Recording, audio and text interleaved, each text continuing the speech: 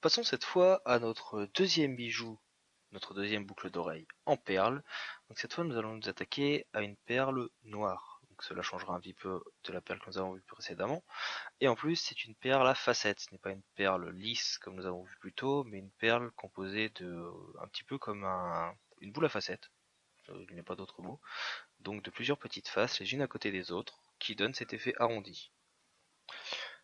Donc, pour commencer, nous allons comme d'habitude faire un CTRL-J pour dupliquer notre calque, puis nous allons faire un CTRL-ALT-C, nous placer en pixels et mettre notre image à 850 sur 850, histoire d'avoir un format carré. Comme je vous l'ai déjà expliqué, cela sera plus vendeur et plus facilement uploadable, plus facilement hébergeable sur les sites internet. Entre l'arrière-plan et le calque 1, nous allons créer un nouveau calque que nous allons remplir cette fois encore de blanc.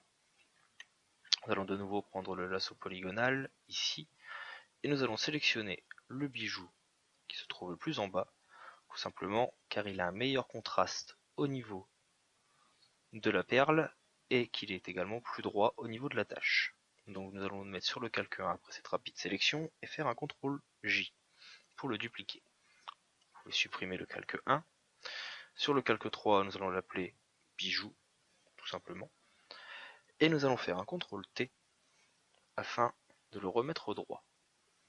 Comme vous voyez, quand nous le remettons droit, il est quand même légèrement tordu, si je puis dire. Nous allons nous occuper de cela. Nous allons commencer par mettre la perle le plus droit possible et valider. Nous allons faire une sélection ici de l'accroche, tout simplement. Voilà. Et nous allons faire un CTRL J pour la dupliquer. Nous allons faire un CTRL T et nous allons bouger légèrement ici, comme ceci, l'accroche, histoire qu'elle soit le plus droit possible. Nous allons ensuite jouer sur l'opacité, histoire de la placer au mieux. L'opacité, je la règle ici dans le menu du même nom.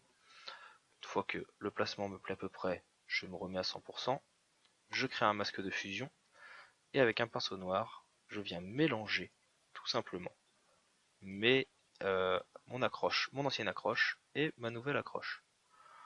Vous voyez, rien de bien compliqué. J'essaie d'être le plus réaliste possible. Voilà. Donc si ça dépasse légèrement, ce n'est pas grave, ce n'est pas ce qui attire le plus le regard de toute façon. Nous allons revenir sur le bijou, encore une fois, et nous allons refaire une sélection, mais cette fois pour l'étoile. Et de la même façon, nous allons la dupliquer, et avec un CTRL T, la remettre dans le bon sens, si l'on peut dire. Nous allons baisser l'opacité, et nous allons essayer de superposer au mieux les deux cercles. Je repasse l'opacité à 100%, je clique sur Entrée, ici, pour appliquer le calque, je fais un masque de fusion, et je viens effacer, avec mon pinceau sur le masque de fusion, le cercle, comme ceci, histoire de le fusionner. Et nous avons donc notre bijou ici, qui est en place. Nous avons également, malheureusement, quelques petits à côté qui sont restés, mais ne vous inquiétez pas, ils disparaîtront quand nous ferons le détourage. Maintenant que notre bijou est droit, nous allons nous mettre tout en haut, au-dessus du calque 3, que je vais renommer accroche pour m'y retrouver, et nous allons faire un calque niveau. Donc calque niveau sous luminosité contraste, avec comme constante 0, 1,34 pour les tons moyens, histoire de baisser légèrement les contrastes, et pour la luminosité, nous allons passer à 2,37. Comme vous voyez, nous avons légèrement baissé les contrastes et augmenté la lumière. Nous allons ensuite faire un calque luminosité contraste, avec cette fois comme constante 16 et comme contraste -4. Voilà. Une fois que nous avons fait cela, nous allons faire un calque correction sélective pour booster légèrement, il faut le dire vite, les couleurs de notre bijou. Donc, je vous rappelle, vous avez plusieurs types de couleurs et vous avez la possibilité de venir jouer sur les teintes primaires de chacune de ces couches couleurs en augmentant le cyan, le magenta, le jaune ou le noir, ou en le régressant. Nous allons nous placer ici sur jaune, qui est quand même la couleur ici principale du bijou, et nous allons mettre comme constante moins 39, 0 en magenta, 55 en jaune, histoire de booster légèrement les couleurs jaunes, et 10 en noir. Nous allons ensuite nous placer en gris, et sur gris, nous allons mettre jaune à 14%. Nous allons laisser le cyan et le magenta à 0, et nous allons augmenter le jaune, pour lui donner un petit coup de peps. Nous allons ensuite passer sur la couche noire, et cette fois nous allons mettre 28% de jaune en plus dans le noir, et nous allons mettre 38% de noir dans le noir, comme ceci. Donc vous voyez la différence tout de suite. Ce que nous allons faire également, c'est dupliquer à l'aide d'un CTRL-J ce calque. Donc nous avons de nouveau du coup notre correction sélective 1 et copie, et nous allons le placer son opacité à 50%, histoire de booster le noir présent ici et les jaunes. Une fois que cela est fait, vous allez sélectionner en restant appuyé sur majuscule tous vos calques, à partir du calque 2 jusqu'en haut, et faire un CTRL-G pour les grouper. Vous allez créer un nouveau calque, faire image, appliquer une image. Dans la nouvelle fenêtre qui s'ouvre alors, vous voyez, il y a plusieurs options. Qu'est-ce que vous voulez faire avec votre calque, lesquels vous voulez fusionner. En général, vous n'avez rien à toucher, juste à valider pour fusionner tous les calques inférieurs sur un seul et même calque. Une fois que cela est fait, nous allons pouvoir détourer ce bijou. Donc pour cela, prenez l'outil plume et venez faire une sélection tout autour du bijou. Donc ici, c'est relativement simple pour la perle, vu que ce sont des traits à angle, nous allons appeler ça comme ça, à angle, donc du coup, il est relativement simple de détourer. Le plus compliqué restera bien sûr, je pense, l'accroche, car la perle ici offre plusieurs petits recoins, dirons-nous, arrondis, donc c'est beaucoup plus compliqué que la perle, que la grosse perle noire, je veux dire. Donc voilà, ici, je viens faire le détourage de mon accroche, tout simplement. Voilà. Donc, pour ma part, je le fais relativement vite, car je sais comment détourer et utiliser cet outil. Si vous n'êtes pas habitué à utiliser la plume, bien sûr, prenez votre temps, n'essayez pas d'aller trop vite. Cela pourrait vous amener à un résultat plutôt médiocre, beaucoup moins bien que ce qu'il pourrait être si vous prenez votre temps.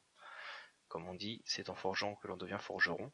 Donc si vous voulez vous améliorer, il faut vraiment vous entraîner et ne pas vouloir griller des étapes, comme malheureusement beaucoup le font à leur début.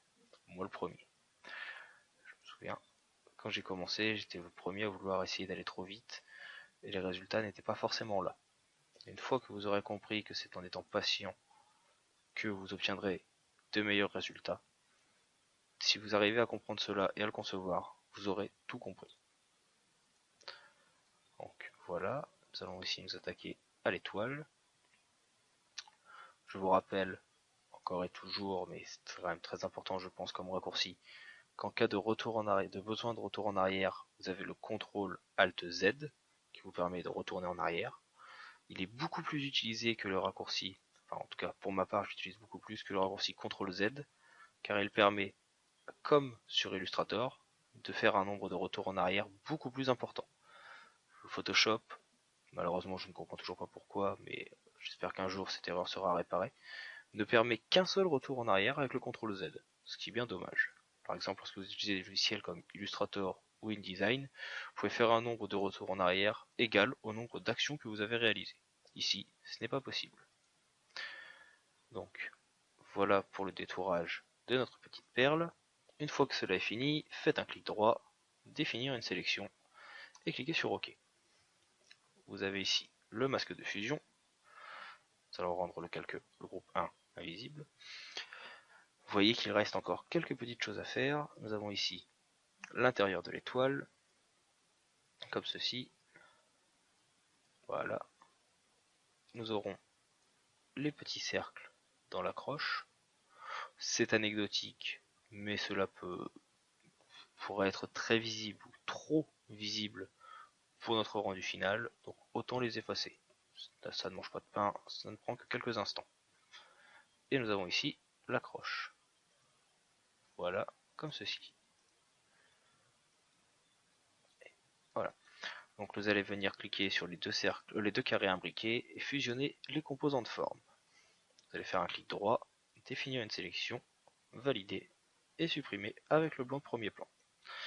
Et cela permet donc de supprimer ces nouvelles infos, enfin ces autres parties de notre bijou. Vous allez faire un CTRL J pour le dupliquer, rendre invisible le calque 5 et renommer le calque 5 copie en net. Pourquoi en net? Tout simplement car nous allons faire filtre, renforcement, plus net.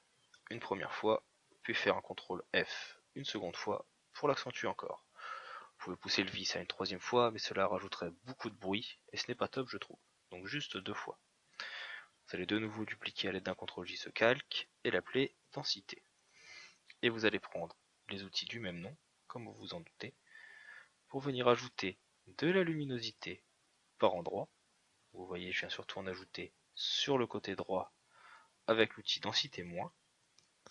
Et je viendrai avec l'outil densité plus rajouter des ombres sur la gauche, histoire de donner du relief et du contraste. Vous pouvez voir la différence tout de suite.